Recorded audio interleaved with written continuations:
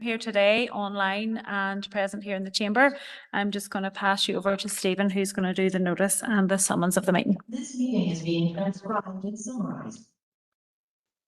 Thank you, Mayor. So, members, you're hereby summoned to attend a special meeting of Derry City and Strabane District Council, which will be a hybrid meeting conducted remotely via WebEx and physically in the council chamber in the Guildhall.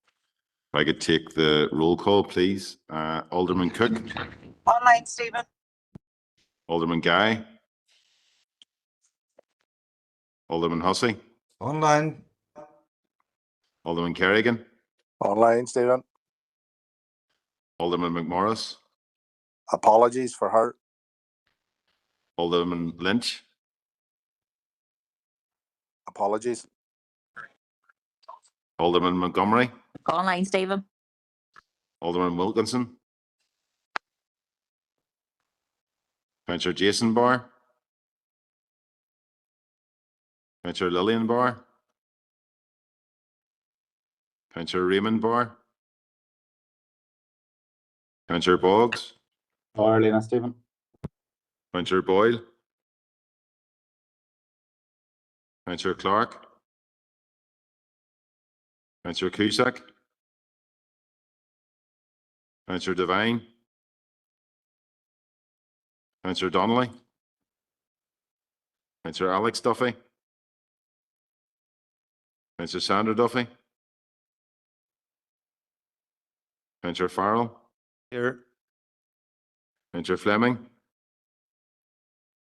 Councillor Gallagher. Councillor Harkin. Online. Councillor Hart.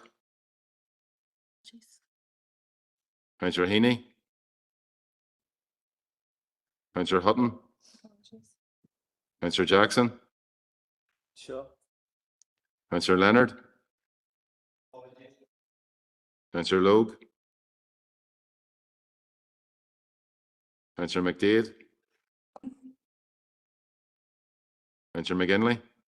And Shaw Arlena Stephen. Councillor McGowan. Councillor McHugh. Councillor Mooney. Here. Councillor Murphy. Unshaw Arlena. Councillor Norris. Councillor O'Farrell. Councillor Riley. Online, Stephen. Councillor Tierney. Online, Stephen. And Councillor Neelis. Sure. Thank you, members.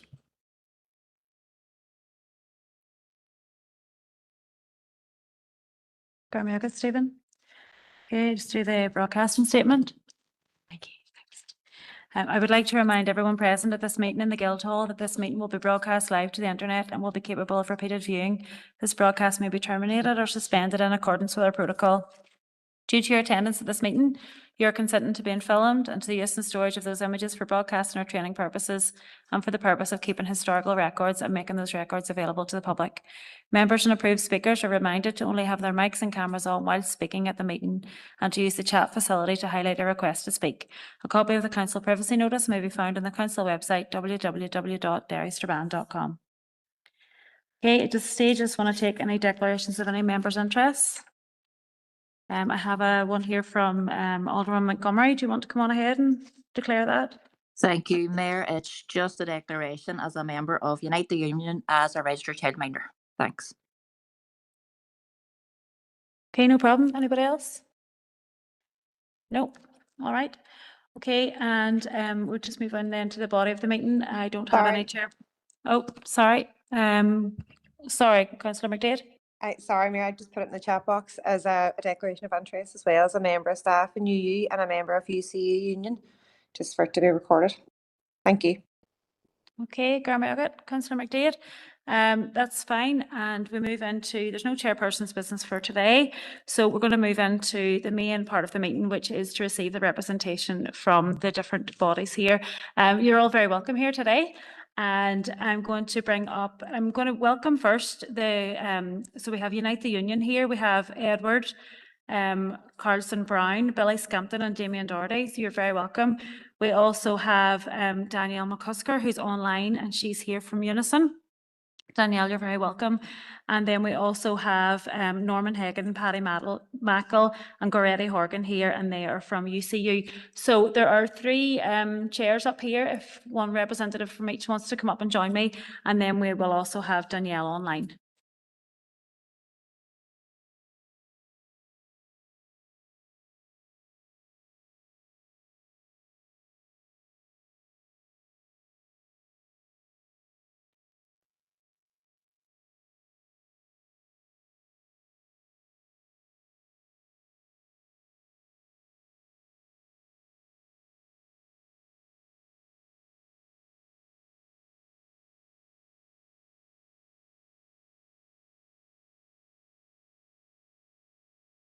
Okay, you're very welcome up here. I see we have a presentation up on the screen. So we're going to start with the presentation and then we'll move into having a conversation with yourselves. You can introduce yourselves one by one and then we'll open it up to the floor and we'll do a few questions at a time. So if you want to take notes while the questions are being asked, so that, and then I'll let you in to have an opportunity to answer them and then we'll open it back up onto the floor again if that suits you. Yeah. Okay, so we'll run ahead with the presentation. Okay, so I'm Edward Carlton Brown, and I'm speaking on behalf of Unite the Union. I'm the branch chair of the McGee Coleraine branch of Unite the Union at Ulster University. So, can I have the next slide, please? So, as you know, in April, Ulster University announced plans to make 450 staff redundant, which is going to be about 1 in every 7 jobs. And they're talking about it being a voluntary redundancy programme with the prospect, if not enough people come forward, that there may be compulsory redundancies in future, with the likelihood that the redundancy scheme will open in September of this year and that the first redundancies will occur in the middle of next year, and then after that potentially subsequent rounds. We don't know exactly how these numbers would be distributed across the university, but the indicative figures we have are slightly more than 100 jobs at the McGee campus. So again, about 1 in 7 of the workforce. The campus trade unions are engaged in negotiations to try and avoid, reduce, and mitigate these job losses, and particularly try to get the university to rule out compulsory redundancies, which thus far they have refused to do. Can we have the next slide, please?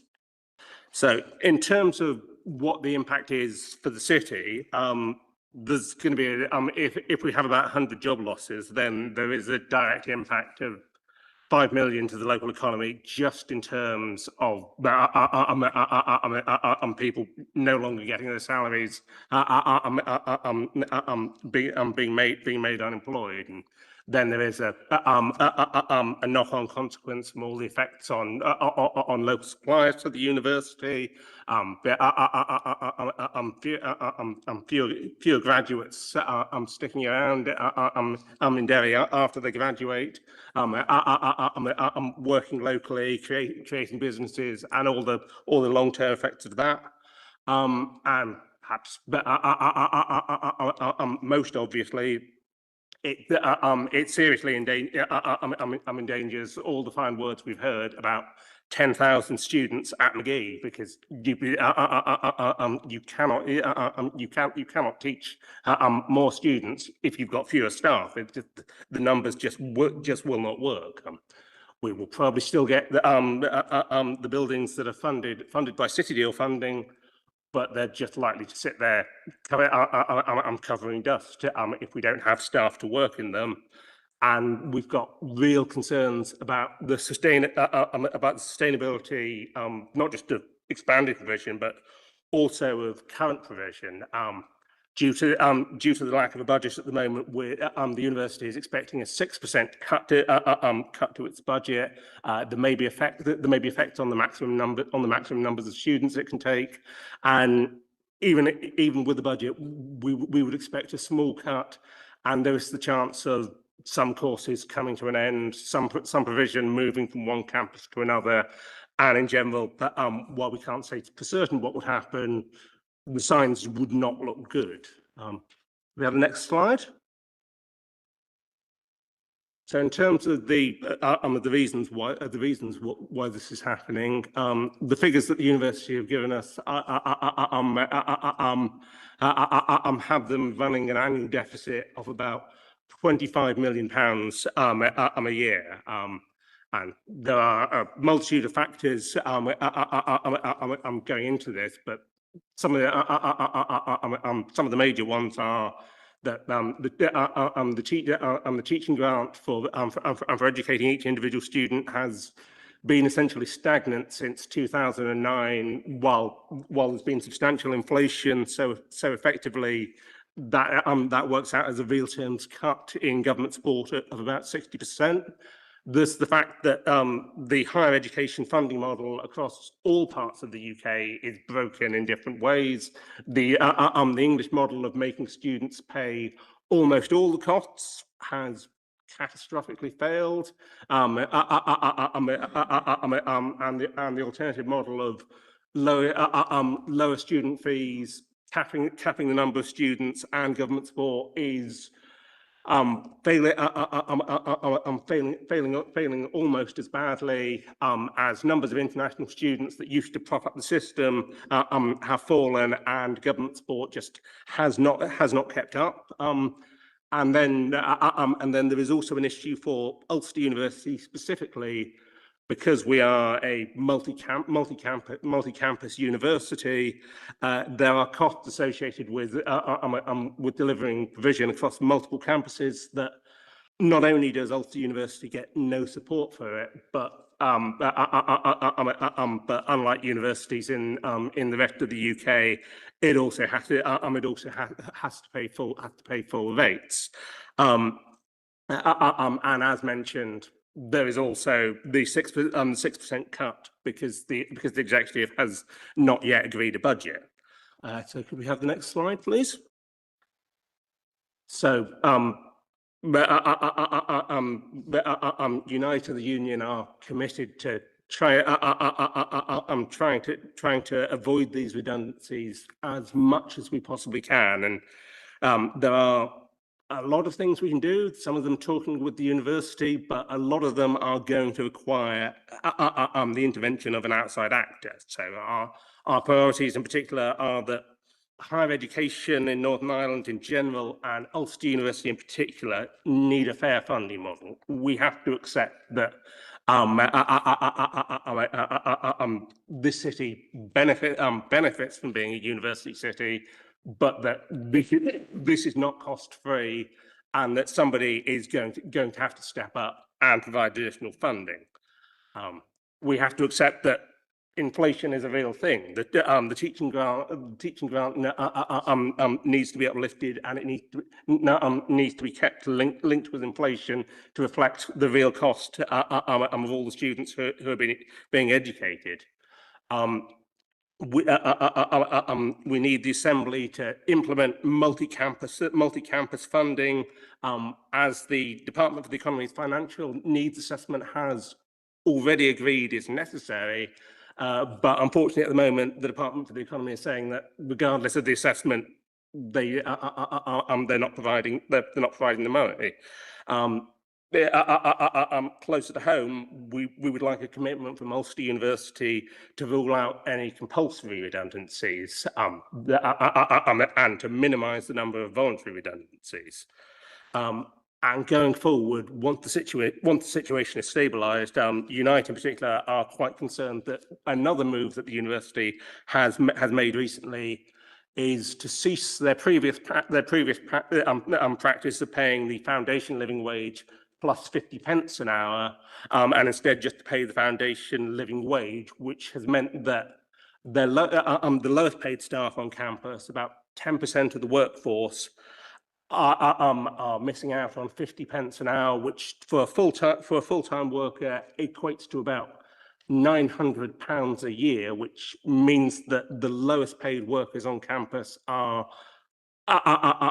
bearing the highest costs proportionally, and we are very strongly opposed to this, and would like the university to think again and to accept that it bears a responsibility to its lowest paid workers to protect them. Could we have the next slide, please? So, in terms of why we're talking to you, well, firstly, I'd like to thank you for the support that you as council have already shown to staff and students at the university. It is really appreciated to know that there is somebody else outside the staff and the unions who cares about this, and we very much appreciate it. We'd like to ask you to continue with this, to write again to the Vice Chancellor of the university, setting out your opposition to these job losses and asking him to formally rule out compulsory redundancies as part of this process. I think we need a constant drumbeat of pressure to persuade the university to think again and to look at every other possible alternative. We'd also like to ask you to write both to the Minister of the Economy and to the Executive as a whole, because certain of the university's funding things involve multiple departments, making it clear that Ulster University's multi-campus model needs to be funded fairly, and that without that, the ambitions for McGee cannot be delivered. And aside from that, as I say, I would like to thank you for hearing me speak today. Thank you for the previous support, and I hope to thank you for support in future. Thank you. Thanks very much for that, Edward. We are going to move on to the next one. As I said, we'll do them all. Sorry, Danielle's next and her. Yep. Are you doing the Yep. Sorry.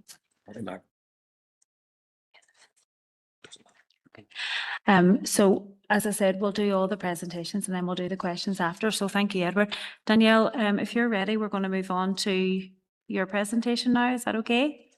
Yep, thank you. Good afternoon, Chair, Councillors. It's Danielle McCusker from Unison, Regional Organiser, and thank you for inviting me to speak today. Apologies for not being there in person. I had planned to be there with you in person, but as you can probably tell, I'm feeling a bit under the weather and have a sore throat, so please bear with me. So, and if you can't hear anything or want to ask me to repeat anything, please do so. Council, when people hear the figure of 450 redundancies, or it actually could be a lot more, it just sometimes sounds like another statistic. But behind every one of those posts is a person, a family, and a community that will feel the impact. Unison represents many of the technical, administrative, and support staff who keep the Ulster University running every day. And they are the laboratory technicians, administrators, support workers, catering staff, maintenance teams, security staff, whose work is essential to the success of the university. Support staff are often overlooked, yet without them the university could not function. And they are central to delivering a safe, inclusive and supportive environment for students and reducing these roles risks affecting both the student experience and the university's long-term success. One of our biggest concerns is that while decisions will take place regards the voluntary redundancy scheme, which has recently we've just started those negotiations or discussions with the university now has not ruled out that compulsory redundancies will take place over the 2-year period. And again, we're calling on the university to remove that threat of compulsory redundancies and continue to work with Unison, UCU and Unite to explore every possible alternative. We've also recently now been informed by the Ulster University that staff on fixed term and hourly paid contracts have been excluded from the redundancy scheme. And this has changed as they previously said that they would be included. And to be honest, there's still a lot of confusion about this process. Just as Richard mentioned, another huge concern of ours is that we're deeply concerned about the Ulster University's decision to remove the additional 50 pence per hour top-up that had been previously paid to the real for the real living wage. Now, I want to be clear on this. The University of Ulster, who the people who made those decisions, do not see this as a pay cut. They do not, because they still consider by paying the real living wage, those staff got a pay rise. Technically they did, but they still took away the 50p top up. And this decision disproportionately affects our lowest paid employees, many of whom are women. And this also sends a wrong message at a time when staff are already facing uncertainty about their futures.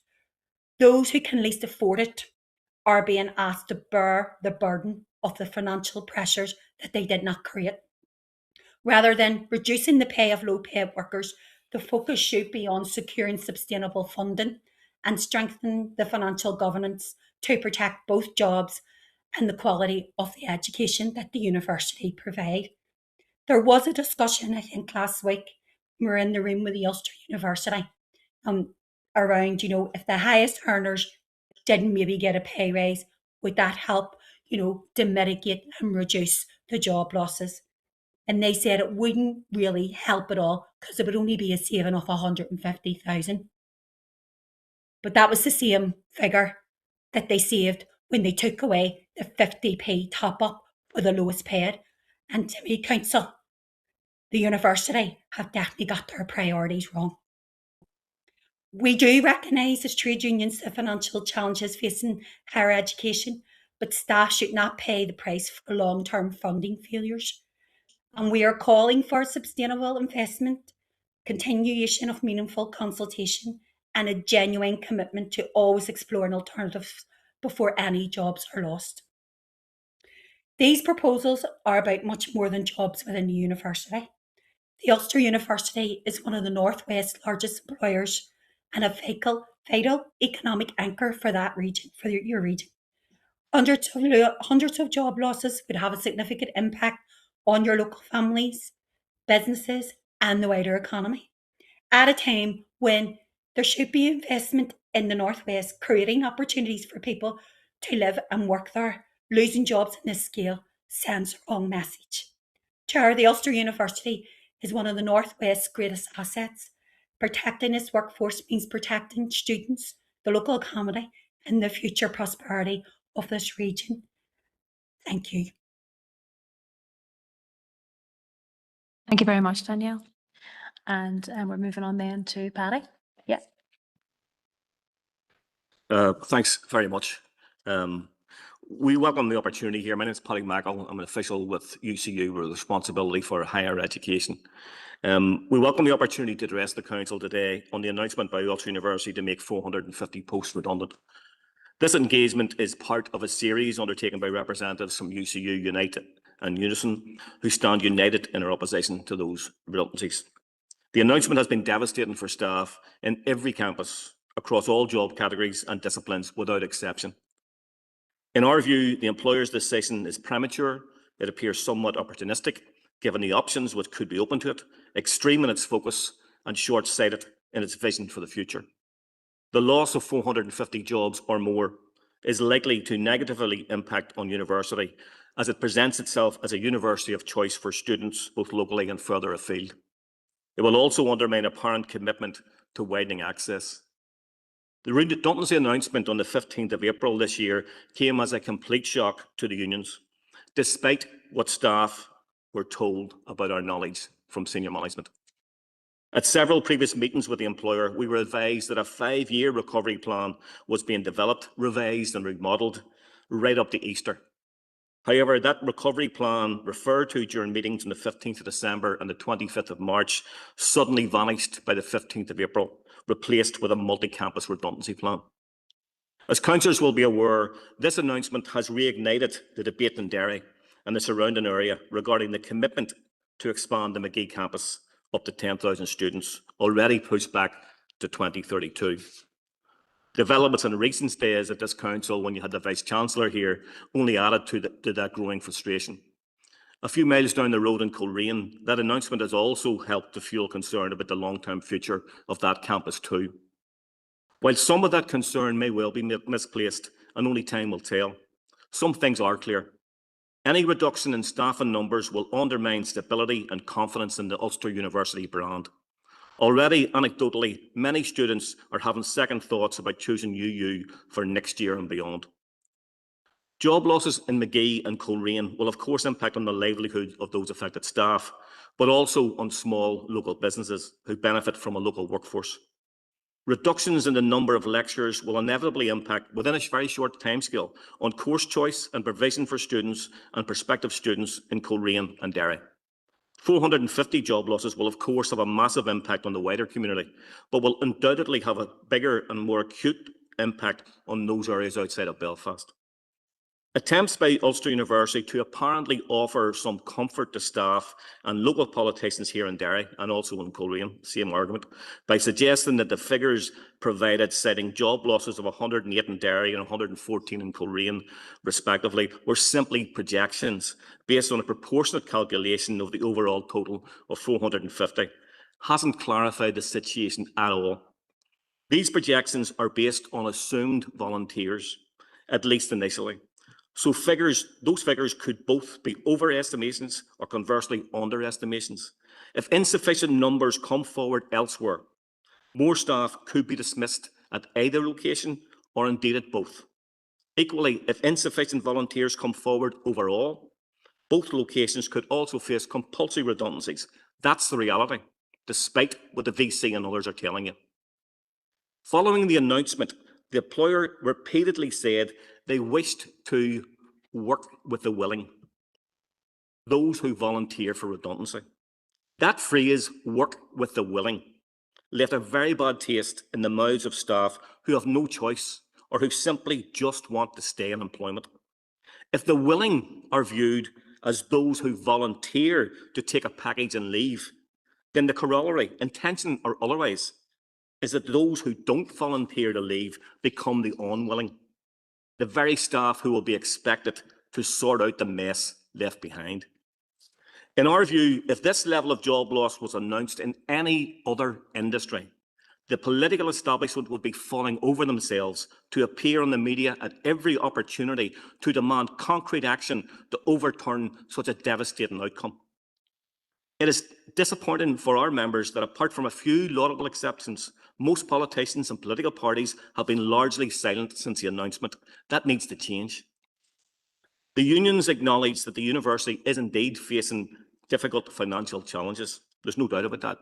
We do not accept, however, as a university has repeatedly argued, probably here too, that imposing an even greater financial burden on students by increasing tuition fees is the answer. Students did not create this mess, and they shouldn't be expected to pay for it. There are also interrelated financial issues which need addressed, not least the cost of multi-campus higher education provision by Ulster University, which my colleagues have referred to. The Assembly as a whole, in our view, has a duty to financially support the university in offering a multi-campus experience on behalf of the wider community. The university shouldn't be left to fund it on its own, nor should it be the sole responsibility of the Economy Department.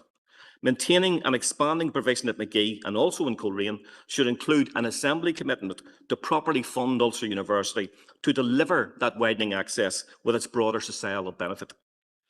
This issue should be urgently examined by the Executive, and this Council could add its voice to immediately call for encouraging all party support for funding assistance of this multi-campus model, which we all benefit from. To do so will benefit all sections of our community. Whilst acknowledging the challenges facing Ulster University, we fundamentally disagree with its decision to dismiss 450 staff. For weeks after the announcement, there was a reluctance to provide the unions with detailed financial information and the modelling used. Thankfully, that has changed in the last 4 weeks, which they're now able to provide us with the information they told us they didn't have, and now they do. But there you go.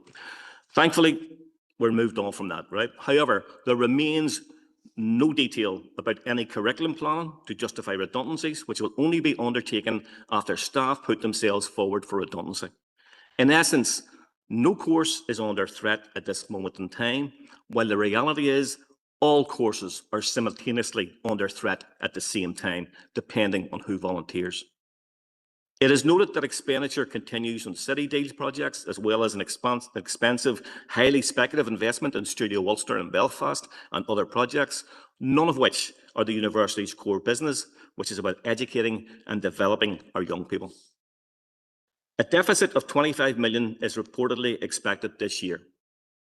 The university has reserves of approximately 70 million.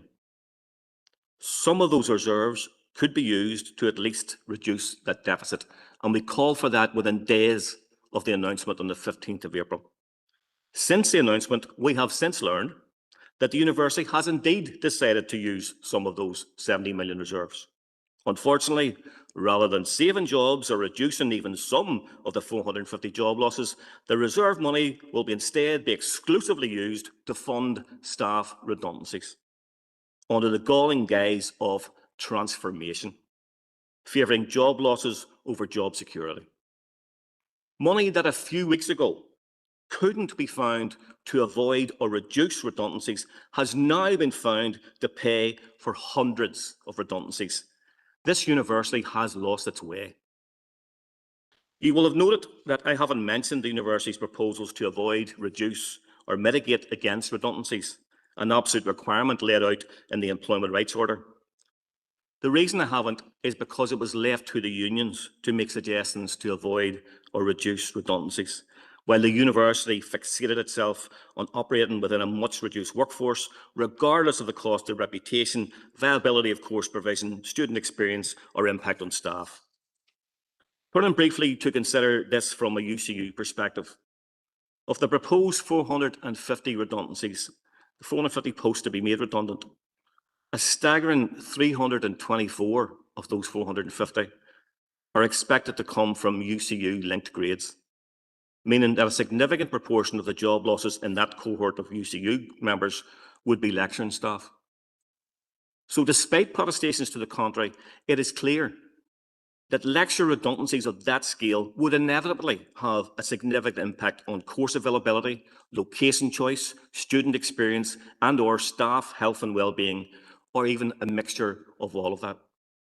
That is quite disgraceful, and it would appear deliberate. What is also worth noting is that the figure of 450 redundancies is based on what they call full-time equivalents, so it is likely to be higher than that number. In addition, if more lower-paid staff volunteer, that overall figure will be higher again. On top of that, the university's projections are based on the working assumption that as well as losing 450 plus staff, they intend to run with a constant vacancy rate of at least 8%. 8% equates to roughly 250 posts. So you can add that to the 450 dismissed through redundancy. That's the scale of what we're talking about here. The unions agree that there needs to be a proper debate about the funding model for the HE sector. But this has to include the introduction of more robust governance, oversight and transparency around what are significant public funding contributions to these institutions. This should be considered as a matter of urgency, aimed at strengthening arrangements through greater accountability mechanisms involving government, staff and unions. That is something which this council could add its voice to. When public funds are committed to institutions, there needs to be greater public scrutiny of decisions made by those institutions. That is very much lacking at this time. Finally, on behalf of the three unions, we request that this council and others call on Ulster University to pause this redundancy process, to facilitate genuine discussions, to include exploring alternatives to redundancies on the scale proposed, joint consideration of the finances, a collaborative approach to produce agreed ways to avoid and reduce redundancies, work jointly on creating a genuine pathway to recovery over the next 5 years, and as a starting point for the employer to announce that the very real threat of compulsory redundancies is withdrawn immediately. Thank you. Okay, Paddy. Okay, so I'm going to open it up now to the floor. The first indicated speaker I had was Councillor Harkin online. So Councillor Harkin, do you want to come in? And just depending on the level of questions, we'll see whether we'll come back to the panel straight away or whether we'll move on to the next question.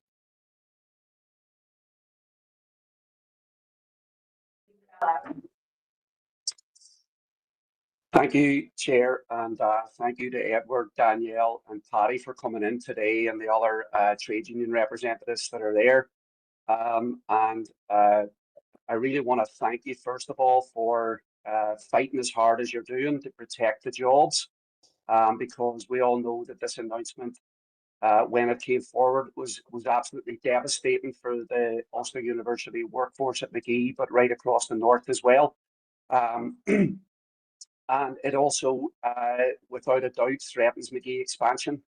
And you probably know that we had Paul Bartholomew in here last week discussing these very issues. And I think councillors overall put a lot of very hard questions to the Vice-Chancellor about these job layoffs or proposed redundancies and about the threat that these cuts will have to Magee expansion, because as Edward said, how are we going to expand Magee if there's not a workforce being expanded along with it to do that? So, and I want to thank all the staff across Ulster University as well for what they deliver in terms of educational provision. Look, in terms of the demands, I have written up a proposal that will go out to councillors for consideration. I think we want to reiterate and restate our support for the trade union demand for there to be no redundancies and for the call for compulsory redundancies to be underlined and completely ruled out. It is also worrying that that the engagement with the trade unions doesn't seem to be open and honest and constructive. And I think we need Ulster University management, particularly the Vice-Chancellor, to change course in that. I think that there's a very reasonable proposal for coming from the trade unions for constructive engagement to work out these issues, to avoid redundancies, to protect higher education provision. So I think we want to make that case. I also think that this council should fully endorse the call for the reinstatement of the 50 pence for low paid workers. This might seem to be not a lot of money, particularly if you're an MLA that just got a 27% pay increase, but it really matters to those workers. And I think that that it was an unfair decision that Ulster University made on a unilateral decision without any engagement or prior knowledge. So I think we also, as a council, should back that demand. And look, when it comes to what next, we have also written as a council to the Economy Minister. And I think that we want to commend the Economy Minister and the Stormont Executive for ruling out increased tuition fees as a solution to these problems. But I also think that the council needs to get clarification from the Economy Minister how these jobs will be protected, how a multi-campus funding plan will be developed, and how the expansion of Magee will be protected and continued as agreed in the programme for government.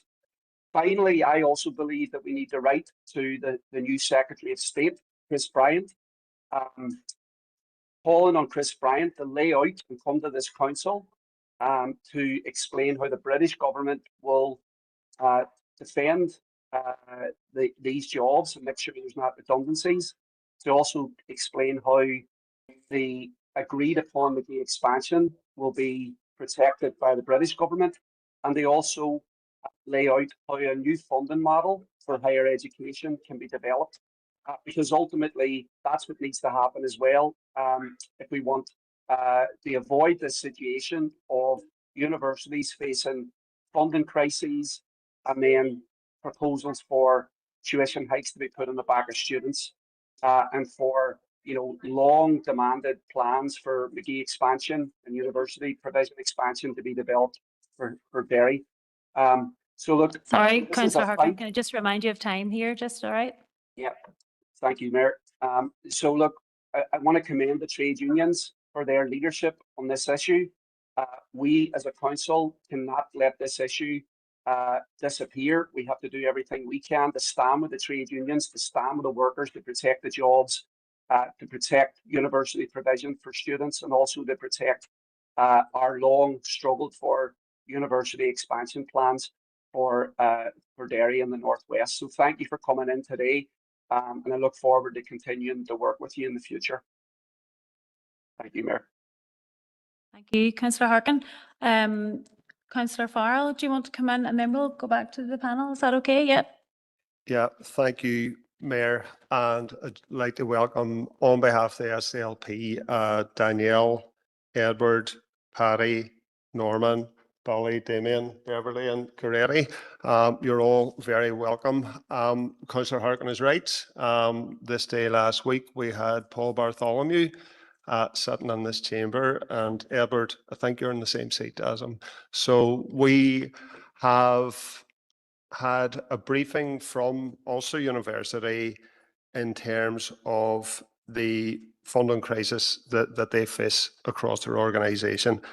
And I had a proposal that I wanted to make last week, but I thought it was prudent and appropriate to hear directly from the unions in terms of the specific issues that are impacting the campus, impacting the staff, and that are undoubtedly going to impact future education provision at Magee. So last week, we had a wide-ranging discussion with Paul Bartholomew. I think the Chamber was united. We all understand the importance of Magee expansion. We all understand the importance of the delivery of the City Deal innovation projects. We all understand the importance of a thriving and growing Magee campus, and the prospect of redundancies at the campus or anywhere across the north is going to have a massive impact on the sustainability and future education provision. So I think everybody agrees on that. And a couple of things that were raised specifically around redundancies. I had asked Paul Bartholomew, can he rule out compulsory redundancies at Magee? And he said, no, he can't.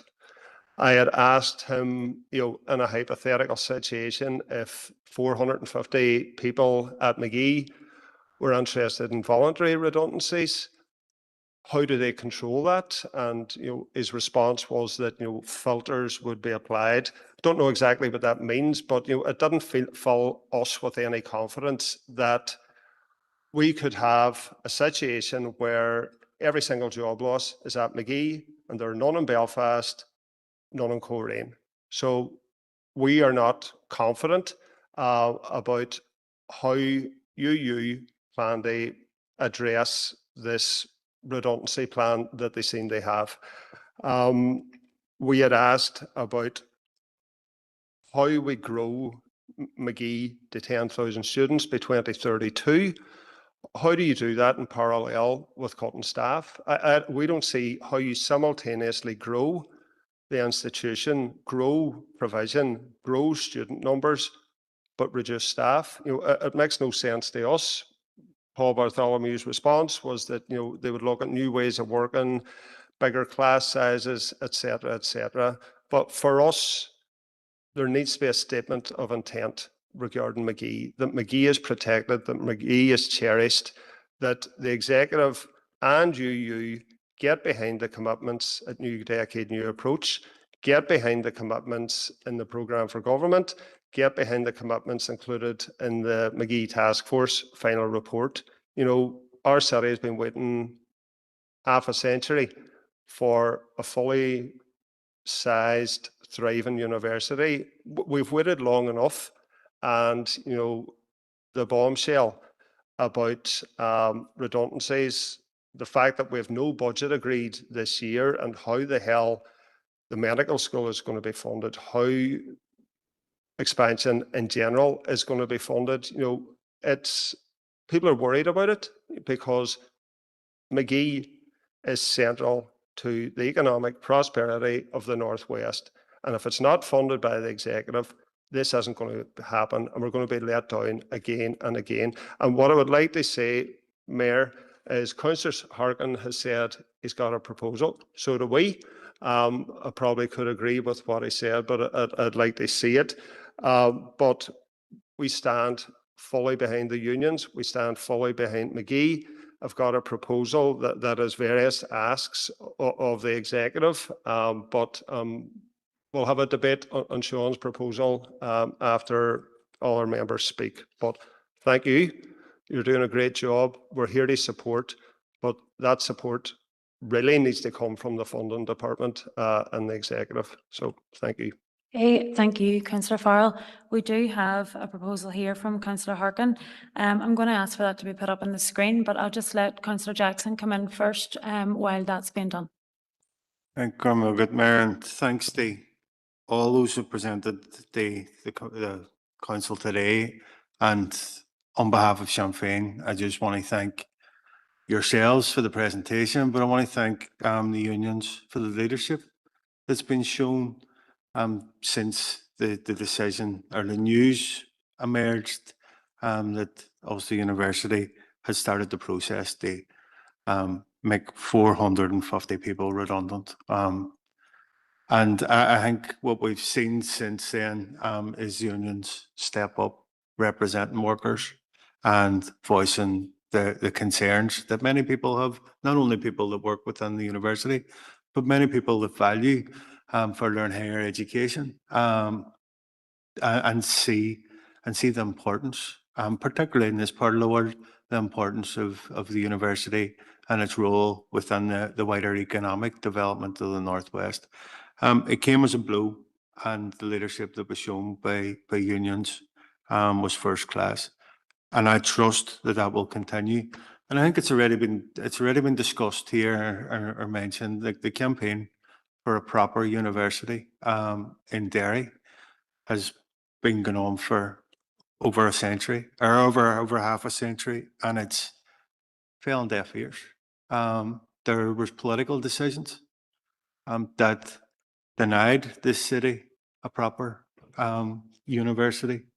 There were dead hands put on university expansion in the past. All areas were prioritised. And now when the political picture has changed, there's a political will from within the Department of Economy for the first time ever. They prioritise the expansion of the university in Derry at McGee. There's other barriers, hurdles, obstacles put in place, and that's deeply frustrating. But and what we said last week is we can't lose sight of how far we've come. But there's major challenges in relation to creating and getting to a fair, sustainable funding position, particularly in the current funding climate. But it's encouraging that we've heard from the unions, particularly UCU, in relation to student fees. Because student fees, from our perspective and from the Minister's perspective, student fees are not the answer. There does need to be fair funding and more support towards universities, and it needs to be done through a budget, an agreed budget, and an agreed budget that's fair right across our public sector. And that's where I'm hoping, and I know we've heard from the Minister in relation to the university, that she's committed to the expansion of McGee. She's committed to providing the support to the University of Ulster. And she will be making that case through the budget. Mind you, your time, Councillor Jackson. Okay. So there's, I suppose, and at a few other points, but I'm sort of being rushed on whilst others get twice as long. But there's, in relation to the conversations that we had with Paul Bartholomew last week, Paul Bartholomew mentioned that there's the consultation process is ended, but the conversations is continuing with the unions. I just want a wee bit of feedback in relation to that, as how you look those conversations going. And he also alluded to a new way of working. If there's any sort of transition and a new way of working in relation to educating people, I would hope and expect that the unions are involved in the consultation around that. Is there any conversations being taking place, and could you shed any light on what a new way of working and new thinking from the university going forward? Thanks, Mayor. Thanks, Councillor Jackson. So at the minute, Councillor Jackson's really the only one that's came forward with a question. Everybody else was comments. So I will allow that question to be answered at this point, and then we'll look at the proposal on the screen. I have to say the wording is very small. Sorry, Alderman Hussey, I do see you're online there as well. I will come to you in a wee minute. But just if that wording could be made a wee bit bigger, that would be brilliant on the screen. Alderman Hussey has indicated to speak, and so has Councillor Farrell. I'm just wondering, are you wanting to speak on what the proposal is, or do you have a separate question? If you have a separate question, I'll take that before we discuss the proposal, but if it's on the proposal or any other just comments, then we'll leave it until after the proposal has been dealt with. Mine is to the presenters and not on the motion at the moment. Councillor Farrell, is yours on the motion or is it on the just to the presenter? Okay, I will let the if any of you want to answer the question that's came forward from Councillor Jackson there. Thanks very much. Thanks for the question, Councillor Jackson. In terms of new ways of working, no. There's been no discussion with the unions on new ways of working.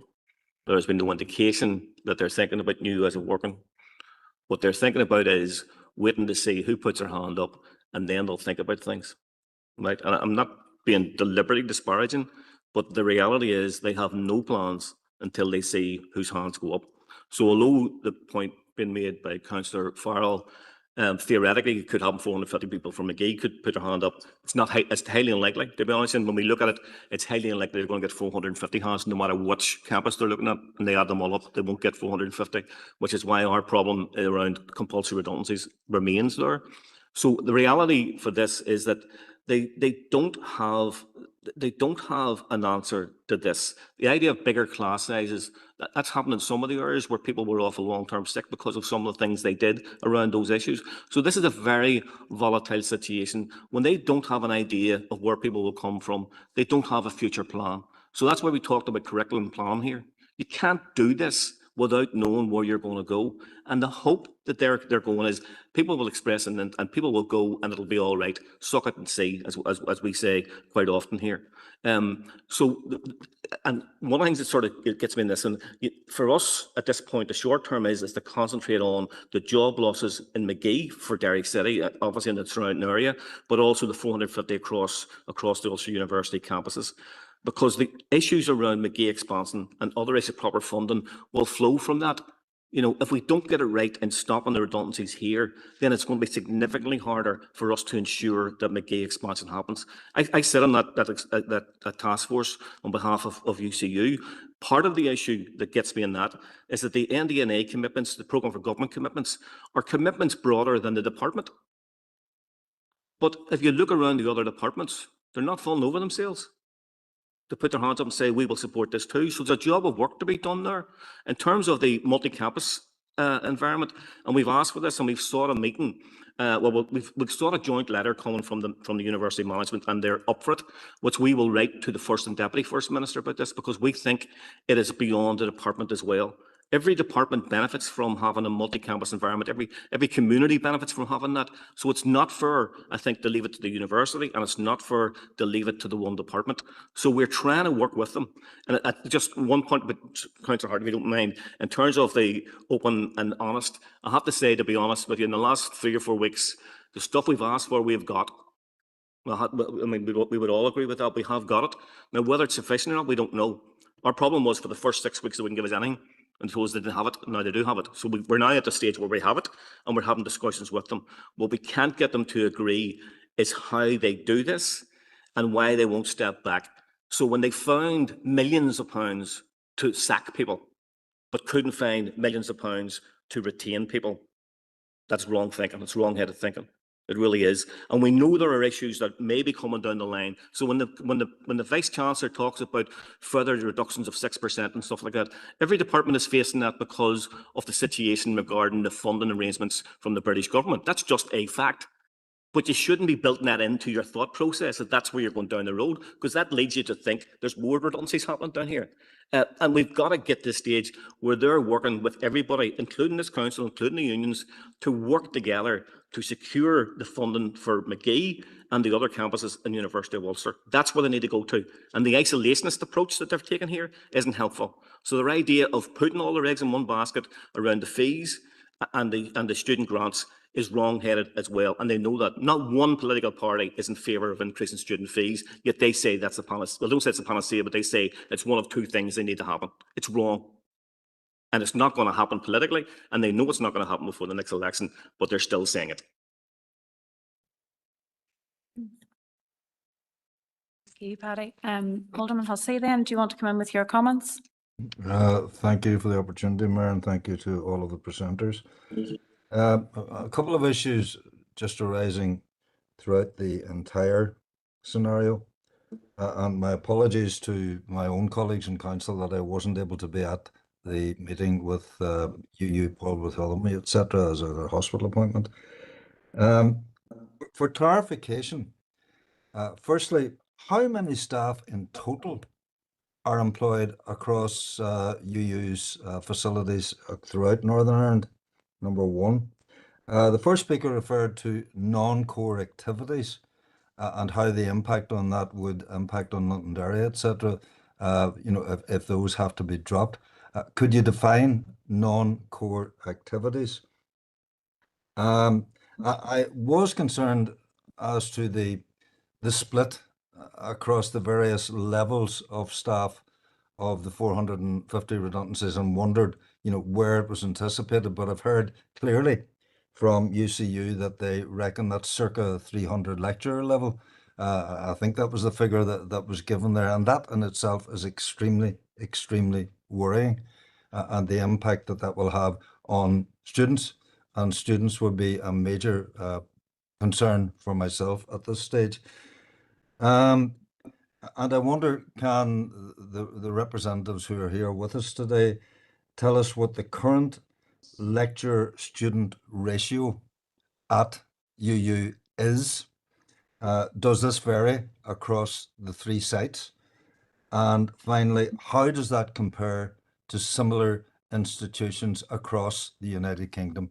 Thank you for that, Mayor. Thank you. Okay, thank you, Alderman Hussey.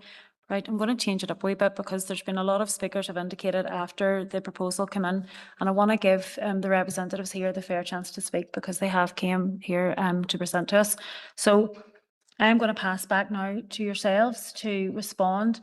We'll start with what Alderman Hussey had asked there, just for those facts, and then if there are any other responses from yourselves that have came from anything that the councillors or aldermen have said, you're more than welcome to come in at this stage. Sure, and then I do have 3 other indicated speakers after you speak then as well, okay? Just two of the questions I'll deal with them, my colleagues, and pick up some of the rest of them. Councillor Hussey, the total number of staff is 3,095. 3,095, 450 staff equates to about 16% of staff. The 324 I quoted from is out of that 450 staff who are going to be made redundant, 324 are UCU grades.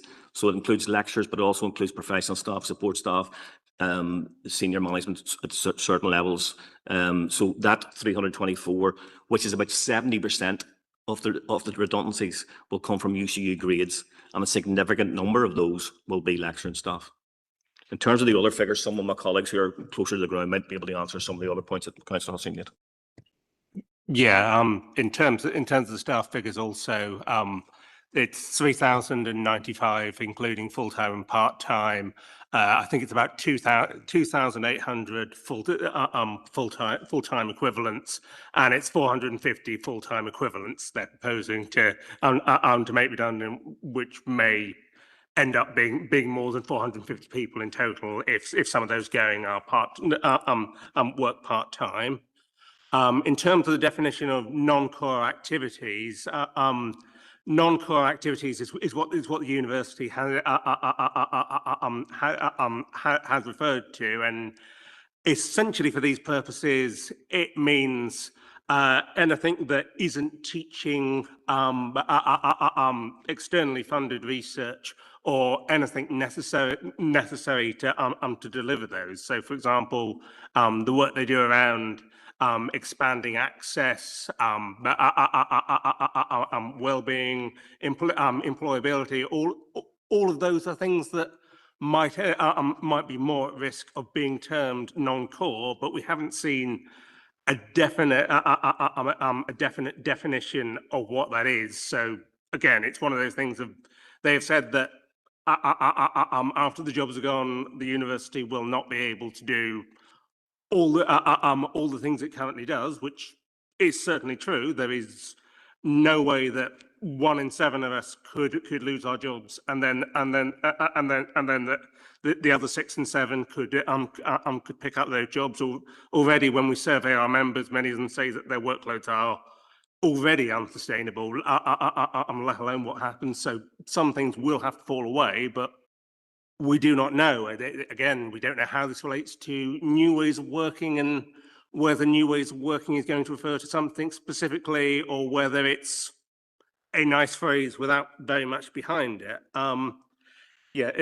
In terms of the distribution across the workforce, there's also the issue that the number of redundancies that they suggested is designed to fill a £25 million deficit, and so it's a very crude calculation based upon average salaries, and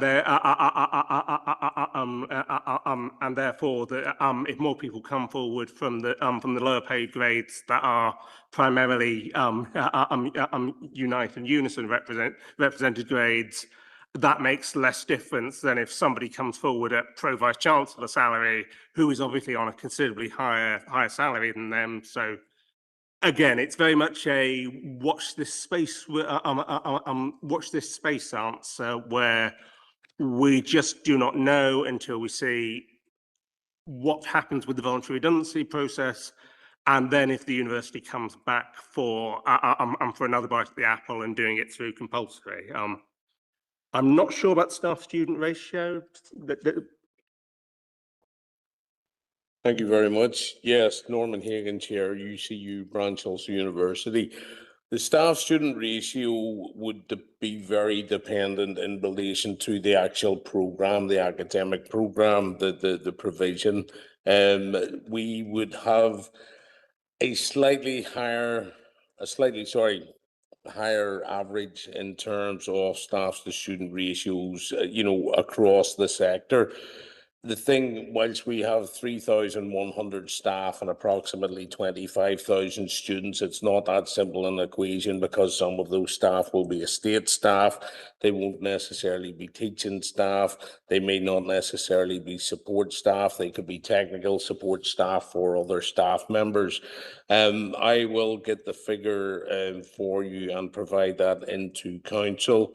Those figures are published within the likes of the tables, the university higher education tables, and they will impact on that. But the question that was asked in terms of staff-student ratios in relation to the different campuses, the answer to that would be it would be very much dependent on the program of study that a student undertakes in relation to what that staff-student ratio would be. So, for example, nursing would have a much higher staff-to-student ratio or higher student-to-staff ratio than, say, medicine, for example, or, for example, business studies or arts and humanities. Thank you. Thank you, Norman. So we now have Councillor O'Farrell. Do you want to come in? Thank you very much, Mayor, for letting me in. And I'd just like to say, Nín Yard go Curla Keela. Now, I know you know rightly what that means, but I'm just wanted to pick up on the on-willing and the willing. Within your members, how many willing have you got? Because it's kind of divisive. You might have people who are going to jump at this issue and want to take the redundancy. But no, I'm wondering what is the feeling there among your members? Councillor Farrell, and then we have Councillor Donnelly. Do you want to come in? Chair, and there's very little left to say, but I want to thank you for the presentation, and you're facing an uphill battle. And in my opinion, this goes right back to 1965 with the Lockwood report decision to put the university in Coleraine rather than in Derry. But there's lots within what you have said here today that, you know, gives me the impression that the will isn't there. You know, this whole aspect of the bullying and unwilling and the £70 million and the fact that, you know, they can't find any money to enhance the university, but they can find money to diminish it. And, you know, Councillor Farrell's right. The arguments for a university are well known, and the arguments against diminishing or cutting the university are, you know, and you just need to go to any other city in Ireland or in Britain and see the effects of a thriving university, you know, like Liverpool or Galway. But, you know, has there been with these cuts and that are the universities saying that they have you know, looked at all alternatives and that they're not there? But yet, you know, if that is the case, then there's millions of pounds reserves and money that has been used. And have they done an assessment on the impact of those lower paid workers on the removing the 50p top up? And, you know, have they done an assessment on the effects of this on the proper functioning of the university? You know, because there's one thing, you know, people don't like to hear of. There's, you know, job insecurity. You're not going to attract the staff if there's insecurity there, and you're not going to attract students. You know, so all this is having a huge effect on undermining it and diminishing the university. Has there been assessments done, and are you aware of them, or do you have them? Councillor Donnelly. And Danielle, I apologise. I see your hand up online. I'll bring you in a wee minute. I've just got one more indicated speaker, and then that will sort of give you the opportunity to reply to all the councillors and aldermen. So, Alderman Kerrigan, do you want to come in now? Thank you very much, Mayor, for allowing me in. And I do thank the speakers for their presentation today and for providing the information and their passion in which they did so.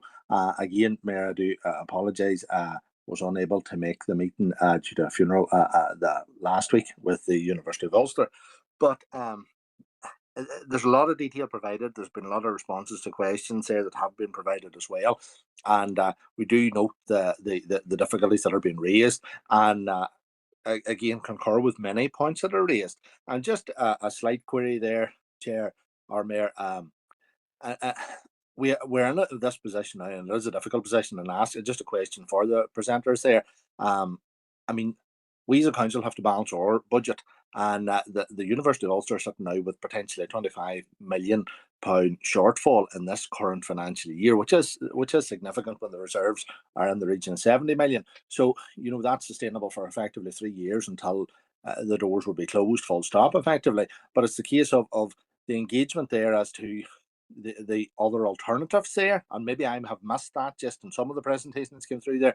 You know, there's a lot of things there. I mean, I know there's and I don't want to stray too much into the proposal. You know, we're seeking to contact potentially the executive and try and additional monies there, but it's trying to see what how do we deal, and what engagement there's been? I know it said it had been limited, but hopefully it has improved slightly between the presenters here and the university to try and see and address such a significant shortfall, because there has to be some form of cutting your cloth. And I know it has been ruled out in regards to the increase in student fees, and I do note as well, even with the comments from the Prime Minister stating that to value the hard hat every bit as much as the graduation cap. And we do know ourselves the amount of young people now, particularly I note from my own area, that have went for apprenticeships rather than going to university, and the debt that is incurred in that regard. So it's just trying to balance all that up, because it's not the only option nowadays. But again, I fully understand and fully take on board the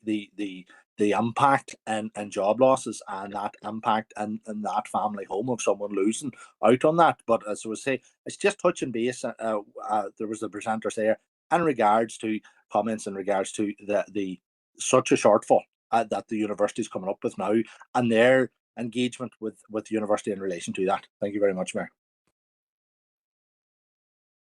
Alderman Kerrigan.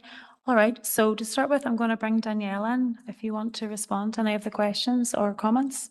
Yeah, just with regards to the will, I know from the Unison membership and people the membership we've been speaking to, there is nobody indicating that they want to volunteer for redundancy.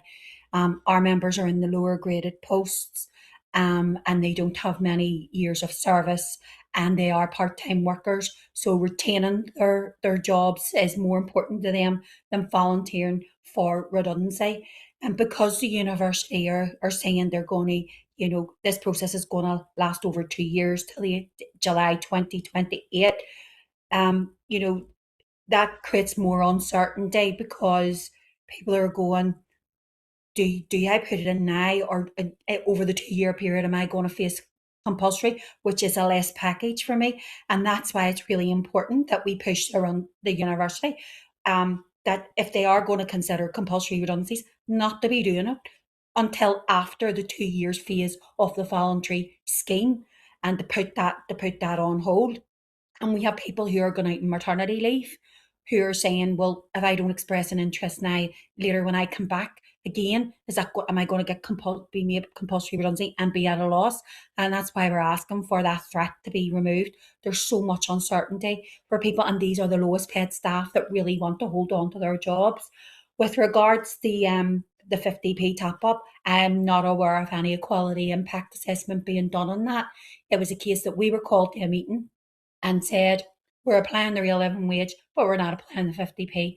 And when our trade unions ourselves and UCU and Unite said to the university, this is a devastating impact on the lowest paid, they didn't want to listen. But at the same time, they're not willing to look at the top grades and say, well, maybe, not continue with topping their pay up, but the lowest is affected. Thank you. Danielle. Okay, do any of the rest of you want to come in on? Yeah, sure, go ahead, Edward. So yeah, in terms of the question of have any of our members come forward? Not very many. It's not been zero, but the only people I've spoken to who are considering it are essentially those who feel beaten down by the entire process and who are also quite close to retirement. You have to remember that at a university, a lot of the staff, both lecturers and non-academic staff, hold quite specialised roles. If they're made redundant here, and given that given that Queen's faces similar challenges, there are not that many institutions where they could find similar employment. So unless you are close enough to retirement that the lump sum will carry you over, it is just not an attractive proposition for a vast proportion of the workforce. And obviously, we would hope that those people in that situation,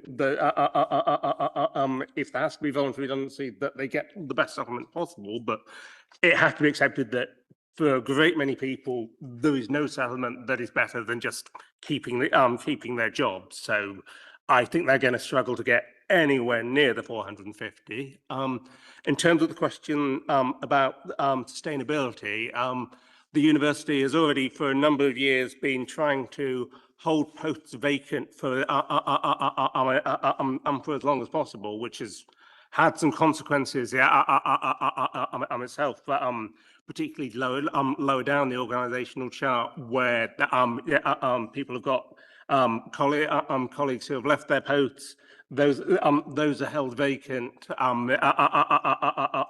got other colleagues who may be on long-term sick, and you have one or two people trying to trying to carry out the workload of 3 or 4. So this is already happening and contributes to problems around sustainability itself. It's a faster route to burnout. The other thing that the university has previously been doing to try and avoid these problems is supplementing its income through international students, but that is increasingly not possible due to the attitude of the Home Office, and so the income stream from that, from the figures the university has given us, seems to be drying up. And in the meantime, other ventures, other speculative ventures they've been involved in, like Studio Ulster, have thus far not been as successful as hoped. So there may be other bits where some things can be done, but we are unfortunately dealing with quite a large shortfall. In terms of alternatives to redundancies, the unions have put forward a number of suggestions. I think it's about 19. Is that right, Paddy? Which we've had some responses to most of those from the university, some of which they've agreed to take forward and look at, but their position is that they don't expect it to change the material picture.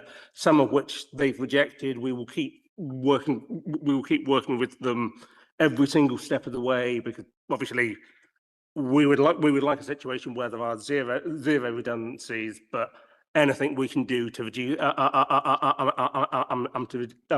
that total, to make sure that the impact is more manageable for those remaining, because that is going to be a big issue after whoever is made redundant is left. Eventually, the dust will settle, and that is probably when we get to the really hard bit in terms of the restructuring afterwards, and we're just going to have to take that one step at a time, trying to absolutely minimise the damage. But as things stand, that is still an immense amount of damage, and there is only so much mitigation that can be done if these plans go ahead. Thanks, Edward. Paddy, you're wanting back in? Yeah. Gorwaga, Councillor O'Farrell from Nakeshnia. In terms of the volunteer bit and who's putting their hand up, in one sense it doesn't really matter, because the people who put their hand up, it's not their job to sell. Right? What we're trying to do is protect the university, protect the long ambition of this university to retain people. So people may well volunteer if it suits their own circumstances, and we accept that. We have no problem with that at all. We know they won't get 450 volunteers, and they know they won't get 450 volunteers. In terms of Councillor Kerrigan's question around the budget and cutting your cloth, I fully accept that, and respect the view you're expressing there. The difficulty we have with that is that up to the 25th of March this year, 2.5 weeks before they came and told us there's going to be 450 redundancies, they told us they had a recovery plan in place, and they were working to do that and develop that. Now, things have changed. There's a number of things that we haven't talked about here that I'm sure the Vice-Chancellor did talk about. So there are issues they have to deal with. But there are also other issues that we're trying to work with them. So, for example, the multi-campus one. The multi-campus environment, according to the Ulster University, costs them £18 million a year than it would if they only had one campus. We accept the argument that's been made there. The department accept the argument that it costs them to do that. The department don't accept it costs 18 million. So regardless of what the figure is, between 10 million, I think that the department are suggesting, and 18 million that the Ulster University are saying, everybody accepts that it's costing at least 10 million to run a multi-campus environment. And that's the point we're trying to make, and we will work with you to work with the Assembly as a whole, not just this department, because somebody should pay for that and not Ulster University, and not the expansion of McGee, because you're getting dragged into that, because money has to be found for all the other things, including that multi-campus environment. But there are a number of things that the university has done because we think there's a lack of scrutiny, a lack of accountability, a lack of proper governance arrangements from government, from wider society, and from the unions here. So, for example, when they decide to invest in a thing called Studio Ulster, I don't know how many of you know about it. I'm not going to tell you the detail of it, but I would suggest you go and look it up. It's there. Studio Ulster has public accounts and stuff like that, so you can see those accounts. So I'll not give you the figures because we've been dealing with them in the last while. I can't remember what they gave us in confidence and what they didn't, so I don't want to make an announcement here that discovers that, because I don't want to do that, because I think we're making a strong enough argument without doing anything silly like that. But let me tell you, if you look it up, you will be shocked at the amount of money that Studio Ulster is costing Ulster University at this point in time. So there are things that they should be asked about, that they should answer for, and we shouldn't have to pay for it as members of staff, and our unions shouldn't have to pay their jobs because somebody has got a vanity project or has gone too far with their ambition. Now, there's people in that university who are many things. I'm not sure how many of them are movie directors, are involved in production of movies, but they've got themselves embroiled in this because somebody somewhere thought it was a great idea, and it's costing them millions. So there are issues like this. But kind of finishing this point in terms of where we are, goes back to your point, Councillor Farrell, we haven't given up on this. We are not accepting that anybody should be made redundant. Now, we may or may not win that argument, but we are not accepting it. We don't accept they have to. We think there are alternatives. Edward is right. We produced a paper of 19 different alternatives that we thought they should consider. Some of them may or may not be better than others. Not to say we're not saying we've got all the answers. If we were, we wouldn't be sitting here making this argument for you. We'd be doing something else. But we're arguing the point because we can see things. But when we went to university and we said, "Where's your list?" they looked at us with blank faces. And we referred them to the LRA guidance about things they should be considering. And the next meeting they come back with issues against what the LRA guidance said they should be looking at. And none of them were producing any savings. So they didn't change their 450 as a result of that. Some of the issues that we've raised with them, they are considering. And we made the point, I think the last meeting I made the point to them, we're saying is, you should have come up with those issues. Shouldn't be up to us to come up with. You're getting paid big bucks to think about all these things. And yet you come to us 2 weeks after telling us you've got a recovery plan on the go, and you tell us 450 job losses. That is disgraceful. So we're fighting for every job, and we will keep going until we can save as many of those jobs as possible. That's our job. Thank you. Paddy. Norman, I'm just conscious, did you want to come in again on anything before we move to the proposal? No, I think it is important when people talk about, cutting your cloth, and we look at some of the expenses that have been widely publicised, in the press, whether it was, the number of individuals who went to the likes of the Higher Education Times Higher Education Awards.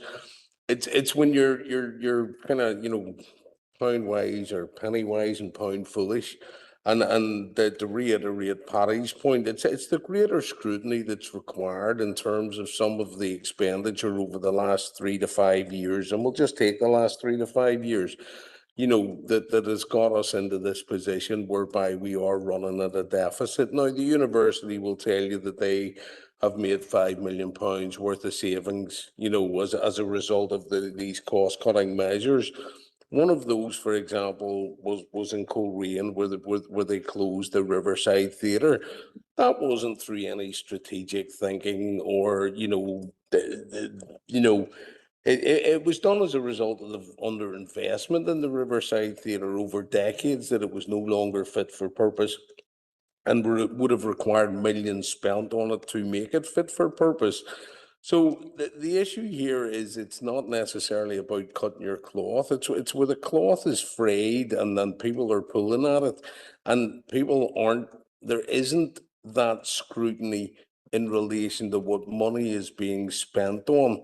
If it's not being spent on staff costs, then it needs to be looked at seriously, because of the staff, the 450 full-time equivalent positions that are in jeopardy here.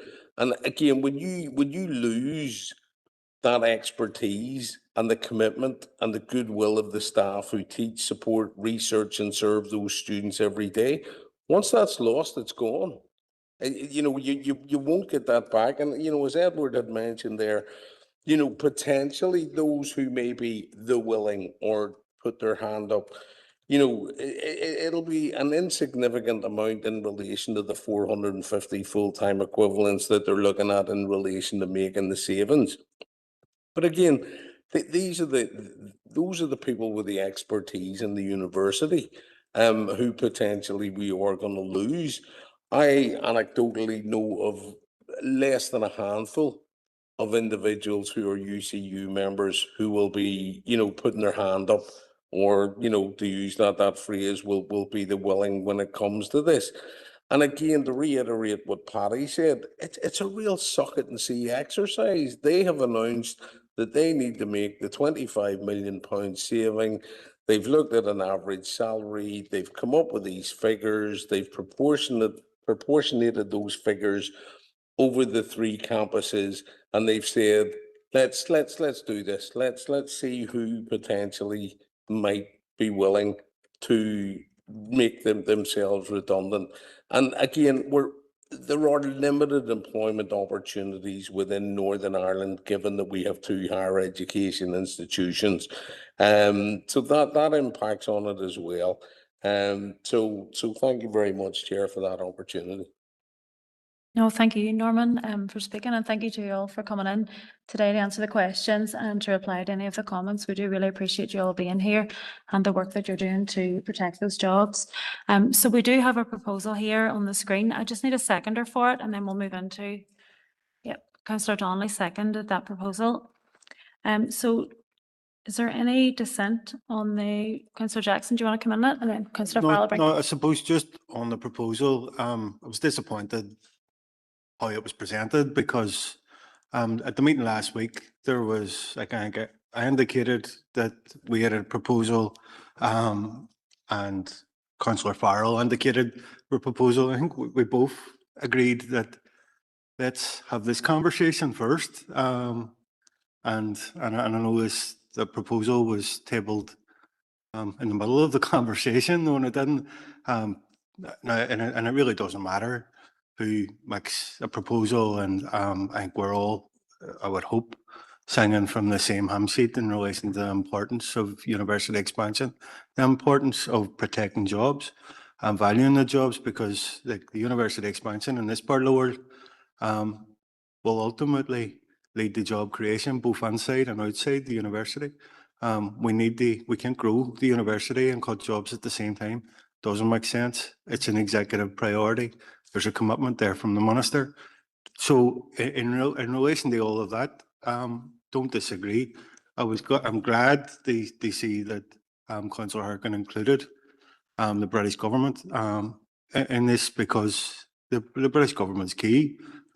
Decisions that have been taken in London are impacting universities here and elsewhere. Decisions like supporting Brexit, pushing Brexit, imposing Brexit on the people here has led to a drop-off in international students, which has further compounded the unsustainable funding model for universities. People who championed Brexit, people who have imposed Brexit on us, need to live with that and own up to the consequences of that. And they need, and the British government in particular, should recognise that and provide additional support to universities to compensate for the disastrous decisions that they're taking. But the sustainable funding model for universities is so crucial, and as I said, particularly for here. From our party's perspective, we fully endorse the asks that were put forward today from the unions. The unions have our support. We've made the comments, and it's only fair to mention them again today, because when we were speaking to Paul Bartholomew last week, and we did recognise the work that's carried out by staff, professionals within the university. And it's almost a vocation in terms of educating people, giving our young people a better future, and other opportunities that has been denied to too many people in the past. Education is the key for a brighter future, and we need those dedicated staff to remain. We need those dedicated staff to feel valued, and we need the unions in terms of their representatives to be heard and to be given that platform to raise the concerns. So from our perspective, there's nothing in the proposal that we wouldn't support. And so on that basis, we're happy to support it. And I don't want to get sort of panicky in relation to amendments and that. So there's very little that that isn't included in the proposal that we were suggesting. So on that basis, we won't be tabling. We'll support the proposal that's in front of us, and we won't be bringing any amendments or bringing any additional motions or proposals to today's meeting. Thanks, Mayor.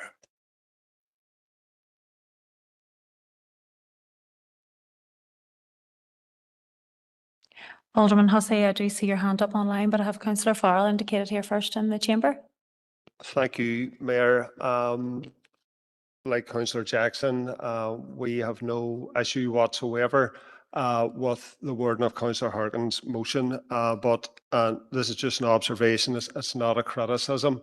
The wording of the motion reflects the conversation today, but I am conscious that we had a conversation with the Vice-Chancellor last Tuesday, and my view and our view was that we should have a proposal or a motion that encapsulates both meetings. So I've already sent a proposal to Jill. I have sort of spoken to Councillor Harkin via WhatsApp, and I had suggested that we remove paragraph 3 and then insert our motion and then leave paragraph 4 and 5. Sorry, Councillor Farrell, so are you proposing an amendment then to this proposal? Yeah. And it's probably going to be the longest motion that has ever been discussed in this chamber, but to keep it brief, there are 2 specific asks. One, that we write to the executive requesting urgent intervention to finalise negotiations with the Treasury, to agree a budget for 26 to 29/30, to fully fund the capital and resource requirements included in the McGee Task Force final report, and to deliver a sustainable funding model for further and higher education institutions across the North. And based on the presentations and the reports from Unison, Unite and UCU, which were wide-ranging, there's loads of proposals on there, that we invite the Minister for the Economy to a meeting of this council to discuss those proposals in relation to the current funding settlement and the financial sustainability of the McGee campus. So I think the proposal in its entirety is probably longer than the McGee Task Force final report, but we think it is important that decision makers within UU, decision makers within the executive and the new Secretary of State understands how important this is for this city and district, understands that we've been waiting far too long, and understands that urgent action is needed. Thank you. Okay, thanks, Councillor Farrell. So we have the amendment there. Is there any dissent in terms of the amendment to the proposal? Your second that? I haven't seen it, but if it's based on what Councillor Farrell said, we've no issue with it, but I Yeah, haven't seen it. we'll wait then until that's up on the screen. Did you send it through, Councillor Farrell? What, it's just the wording has changed there?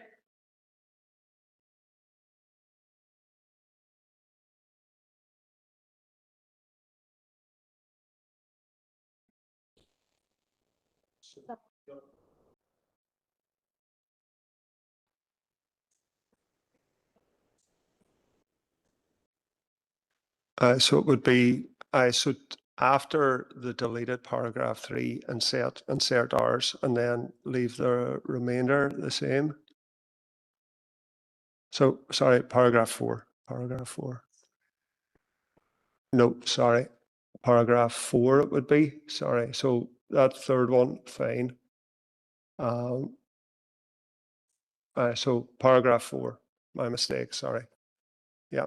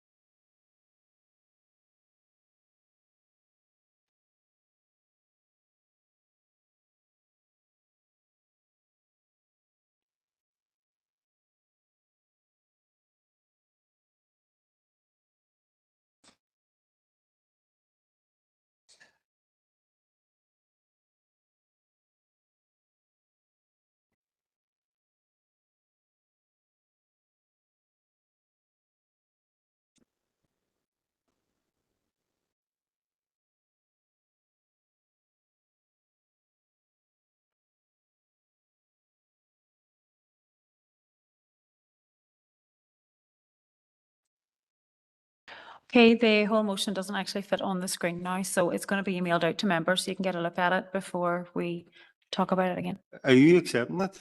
And or is officers accepting it, or we get legal advice? And I'm just conscious that we're like there's there was a motion that encapsulates the decision. Now, we're asked to be bounced and taking a decision on something that we've had no sight on whatsoever.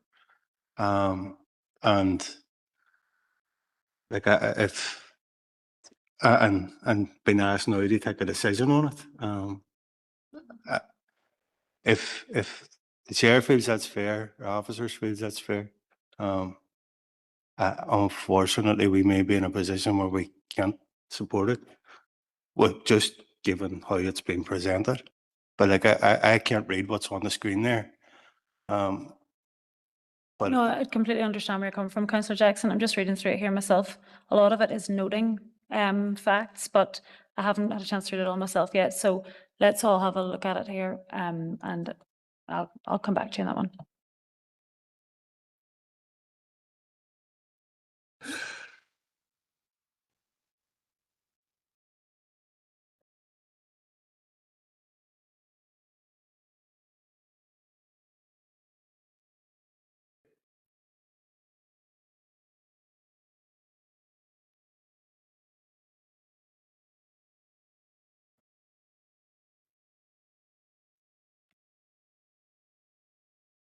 No, Chair, are you happy for me to leave? Apologies.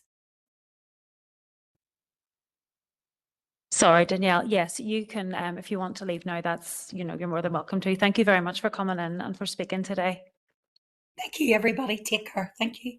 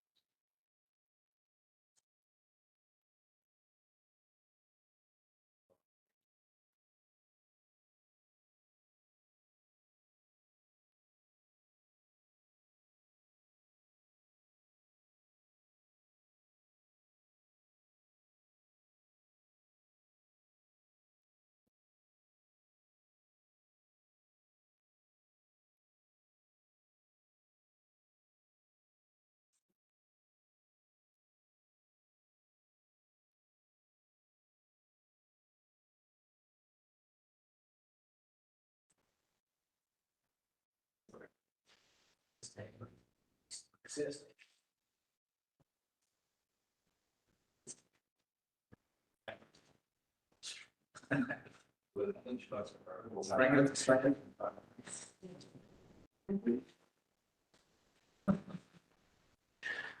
only hear me, you only hear. Oh, very good.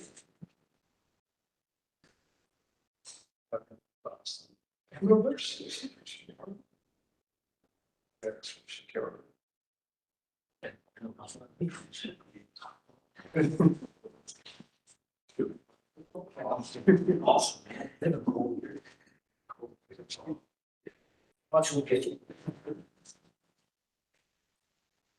Thank you.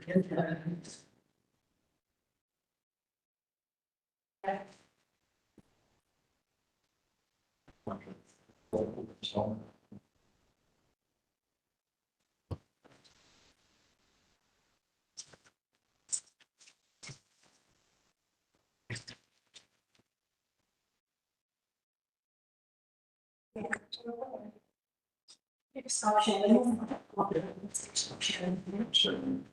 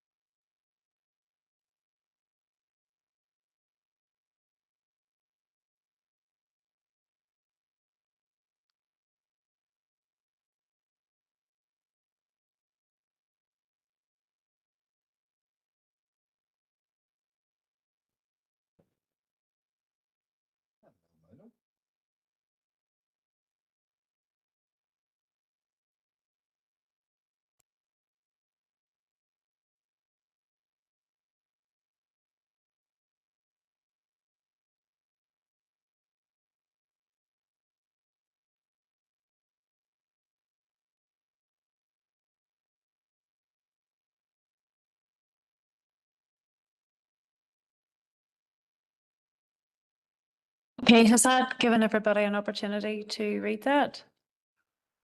Everybody? Yeah. Councillor Harkin, I can see your hand is up. Is it to do with the amendment to this proposal, or is it to do with something else? And Alderman Hussey, I'm aware you're still waiting. If you wanted to come in on this particular amendment, I can take that, but I can see you have an amendment That's there right, up on Mayor. the screen. Sorry, councillor Yeah, it's Harkin. just- Yeah, it was just on the amendment. Yeah, go ahead. Yeah, thank you, Mayor, for facilitating the opportunity for everybody to read the amendment. And look, yeah, I mean, I appreciate that we're trying to have the discussion, and I regret now not sending in my motion earlier, but I was also trying to make sure that the trade unions were able to say their bit today. And there was a lot of information in the papers that we received from Unite, from UCU, and from Unison about their demands. So these are not new demands. These are ones that they've been campaigning on. In terms of Councillor Farrell's proposal, look, I think that it adds a lot of detail, and I'm very happy with it, happy to support it. And this comes back to what Councillor Donnelly said, which is that it's about university provision and about the impact that it will have in this city and the 60-year campaign. And I think that we need to get this right and do as much as we can as a council, given the work that this council has put into it. So the more detail, the better in this motion. And I appreciate, as Roy said, it's a bit of a long motion, but that actually makes sense given the kind of gravity of the issue in terms of the jobs and university expansion. So very happy to support it. And I would back any other amendments and additions to it today that will strengthen it and hold Ulster University, the Stormont Executive, and the British government accountable for university expansion for Magee and Derry and the Northwest. Thank you, Mayor. Okay, Garmega, councillor Harkin. Alderman Hussey, did you want to come in on this amendment to this particular proposal? Thank you, Mayor. I was going to propose another amendment when this amendment has been dealt with, but I've determined now that what I'll do is propose another motion once this overall motion is dealt with. I will comment on the amended motion that is before us, and it's really in the last paragraph. I have my concerns about that there as to how successful we can be with the Secretary of State. No harm in writing to the man, but at the end of the day, the funding model for Ulster University lies with our Assembly. And I suspect that the Secretary of State will probably turn it back on us and say, well, hang on, guys, it's your elected representative's responsibility at Stormont. I'm content to support the amended motion as stands. And would seek to come in further once this has been dealt with a very short proposal. Thank you, Mayor. No problem, Alderman Hussey, I've noted that. Okay, is there anybody else that wants to come in on the amendment for the proposal? Councillor Jackson? And it was only emailed this a couple of minutes. I think I'm still in the first chapter. So like I don't know how you expect this to take a decision on something that people haven't had a chance to read. That's just and I'm still reading through it. Okay, no problem, Councillor Jackson. We'll take a 10-minute break.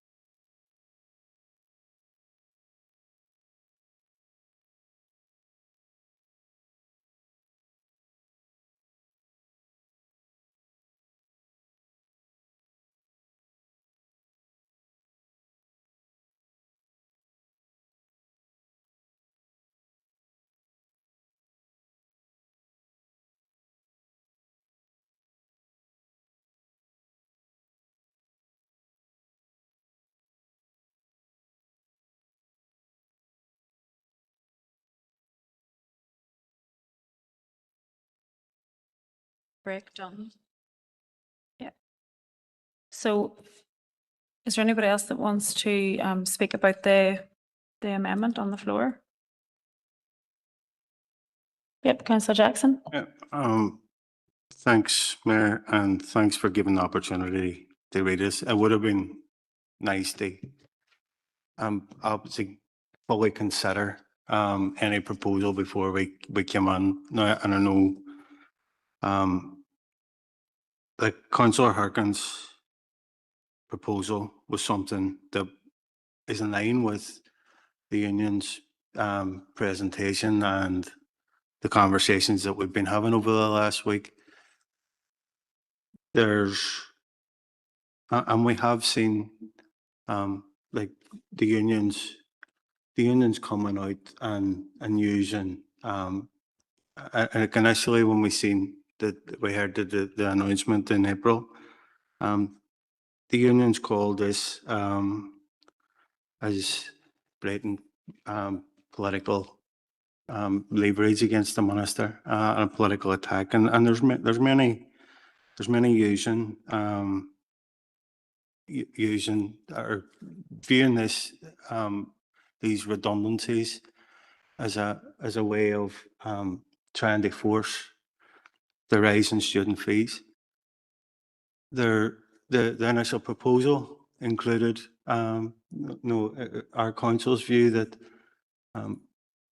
that we agreed with the minister that student fees aren't the answer, and commended the minister for that strong stance in the face of the pressure that's been put on from people who aren't that way inclined, who wouldn't share the same views as us in council. The amendment completely strikes that out, and then and ignores the reality that that we heard last week. The university is trying to force and sees the solution is raising student fees. So the amendment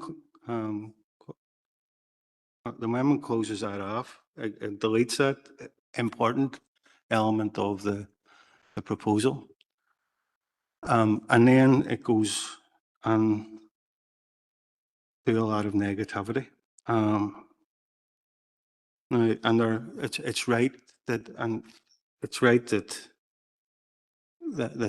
that there's a focus on the expansion of the university. There needs to be a focus on the expansion of the university, and we've got commitments from the minister that the university expansion at McGee is a key priority, and she's fully committed to it.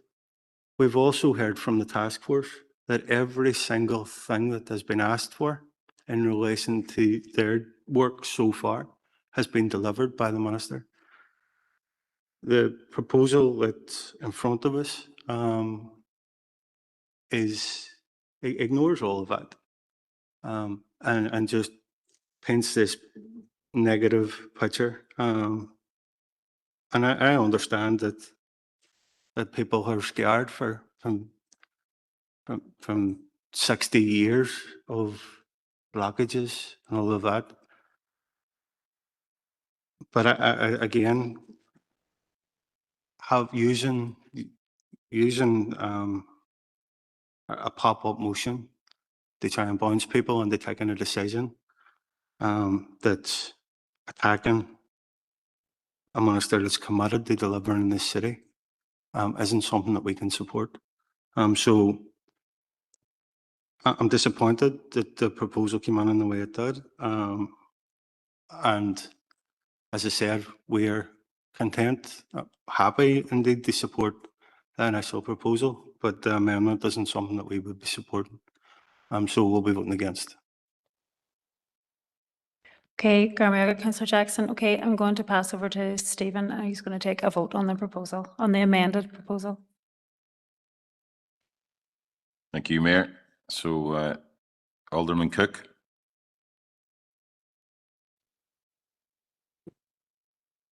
Alderman Hussey. For. Alderman Kerrigan. For. Alderman Montgomery, For. Councillor Boggs,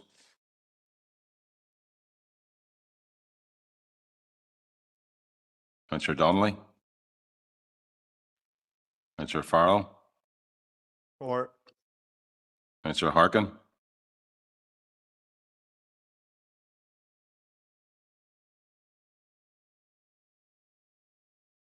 Councillor Jackson, For. Neil. Councillor McDade, For. Councillor McGinley,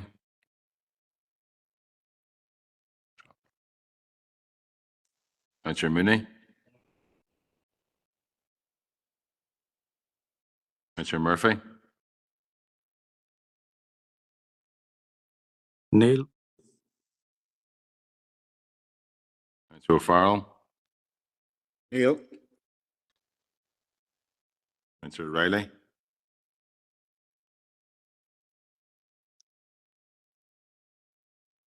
Councillor Tierney,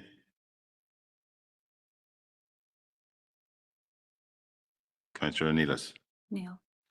I'm just noting here, there's other ones online there that sort of It's coming late. Councillor Lyons on. Chair.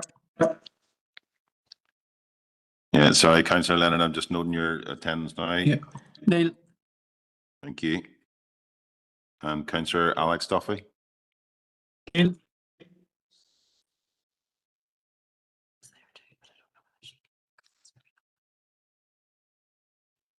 Maybe I have to go through them all.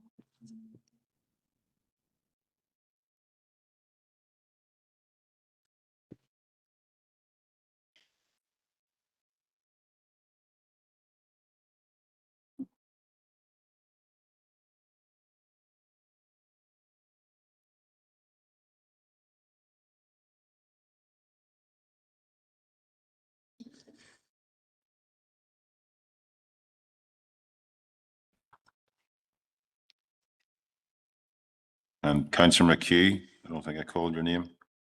Neil. Thank you.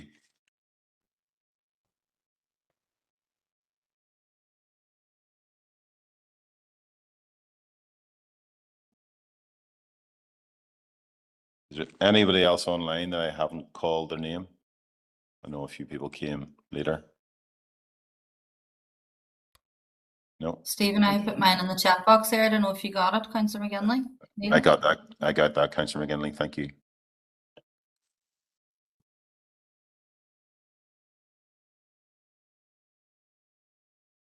Stephen Mines is in the chat box as well. Councillor Hutton. Gormaga Ashline, we got that earlier there.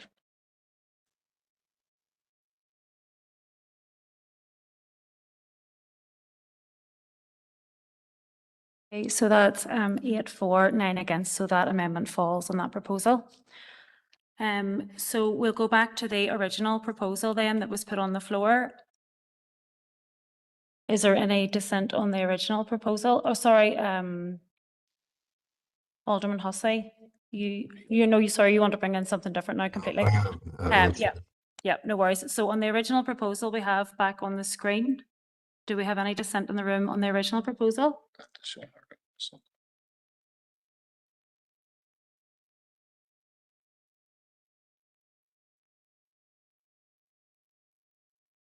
No, is there any dissent online? No, okay, so that proposal carries then.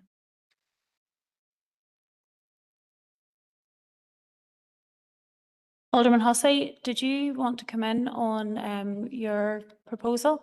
Yeah, I've sent a copy of that through to Jill, if she can bring it up on screen.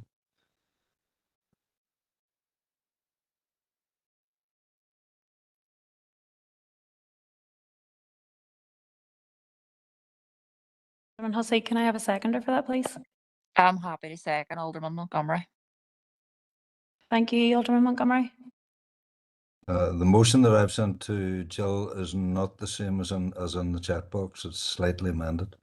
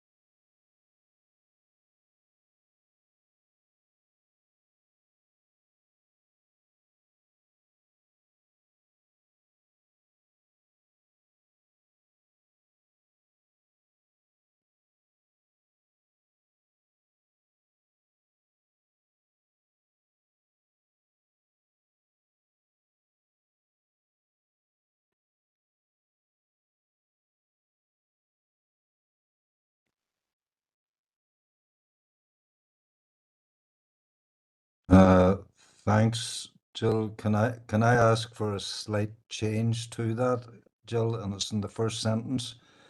Council will write and ask. Council will write and ask. That's the proposal on screen. Now it has been seconded. Mayor, with your permission, just quickly to address the motion. Yep, Alderman Hussey, go ahead. Thank you, Mayor. I was taken by a comment during the presentations that there had been a lack of transparency from the university. I think it was the UCU representative who said about that, but that answers were now coming through. And of course, those answers are coming through to questions that they have asked, but there are questions that they possibly don't even know to ask. So in light of that, I feel that it would be important that we know how are Ulster University planning to deal with the situation going forward if their proposed staff reductions are enacted. And it's quite simply to say, well, look, guys, you know, you must have sat down and thought about this. You must have a business plan. Let's publish that and see what your intentions are. And that's the simplicity of the motion, Mayor. Thank you. Okay, Garmy, I got Alderman Hussey. So is there any dissent in the room or online or any other comments that anybody wants to make about that? Does anybody need a few minutes? All okay? Yeah. Online as well?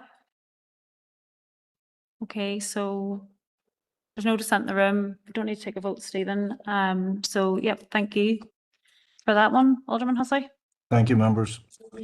Okay.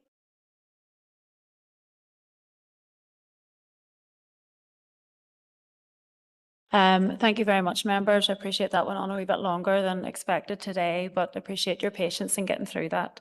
And I'll see you all tomorrow. Thank you, Mayor. Hello.